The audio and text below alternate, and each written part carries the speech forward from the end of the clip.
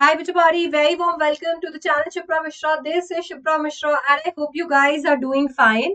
तो यार जब से CUET एप्लीकेशन फॉर्म के बारे में हमें पता चला है तब से ही आई थिंक हमारे दिमाग में वो सारा कंफ्यूजन वापस आ गया है जो कंफ्यूजन CUET के एप्लीकेशन फॉर्म आने से कई पहले था।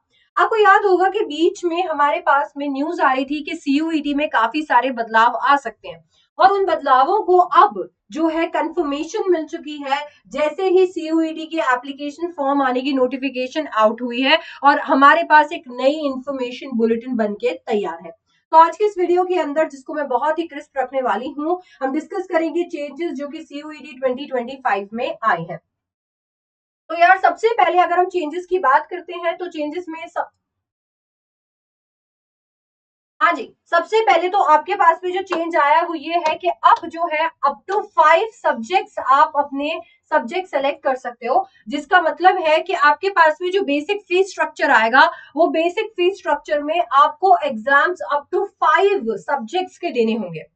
इसका मतलब है कि आप एट मैक्स जो है 5 सब्जेक्ट सेलेक्ट करोगे, जैसे कि एक लैंग्वेज हो गया, आपका जनरल टेस्ट हो गया, आपके 3 डोमेन सब्जेक्ट्स हो गए। तो लैंग्वेज और जीटी को मिलाकर भी मैक्सिमम 5 सब्जेक्ट्स आप सेलेक्ट कर सकते हो। अब ऐसा नहीं है कि आप एडिशनल और सब्जेक्ट नहीं सेलेक्ट कर सकते हो, but let me tell you कि for every additional subject you will have to pay extra fee. Okay, so आपको एवरी एडिशनल सब्जेक्ट के लिए एक्स्ट्रा फी देनी होगी।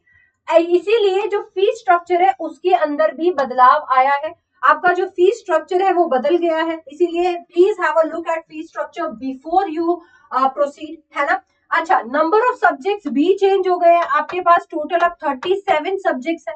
ये 37 सब्जेक्ट्स ही इनमें से ही आप चूज कर सकते हो आपका CUET के टेस्ट। डन है। अच्छा, इसके साथ में आपका सिलेबस चेंज हुआ है।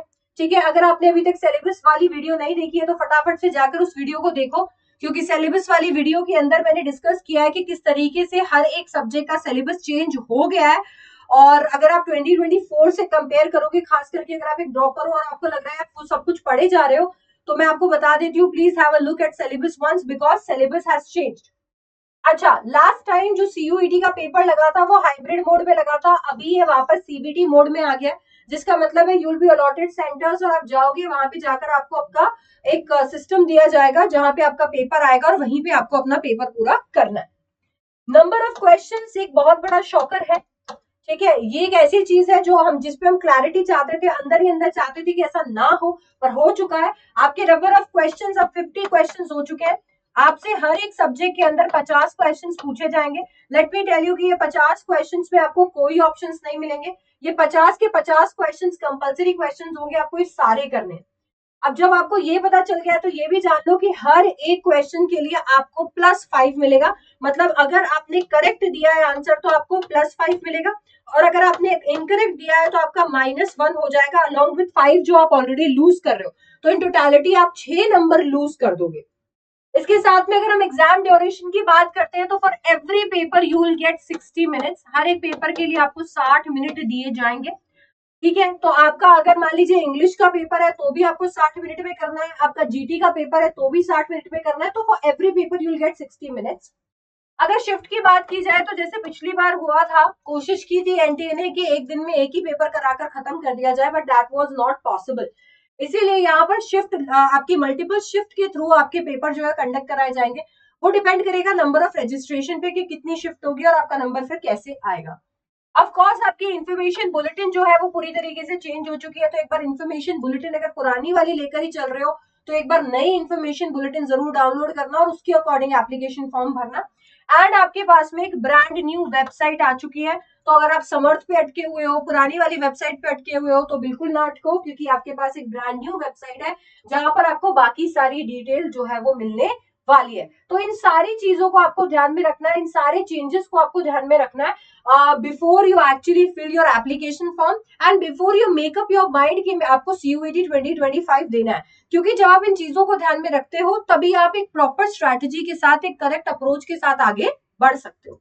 डन है क्या? तो मैंने सारे मेजर चेंजेस जो थे वो कवर कर दिए इस वीडियो के अंदर। आपको खुद को इन्फॉर्मेशन बुलेटिन पढ़ने की भी जरूरत नहीं है, बिकॉज मैं इसी तरीके से आपको एक एक चीज यहाँ पर बताती रहूंगी। तो if you want to stay informed, फटाफट से सब्सक्राइब कर लो चैनल को, इस वीडियो को भी अपने फ्रेंड्स के साथ शेयर करो और कमेंट करो अपने फीडबैक को and let me have a chat with you in comment section. In addition to that let me tell you कि बस कुछ ही घंटे बचे हैं और रैंकर्स प्लस जो मैं लेकर आई हूँ आपके लिए एक एक्सक्लूसिव बैच और एक बहुत ही स्पेशल प्राइस पे एक तोहफे की तरह मैं आपके लिए लेकर आई हूँ 499 में, वो कुछ ही घंटों के अंदर बंद होने वाला है।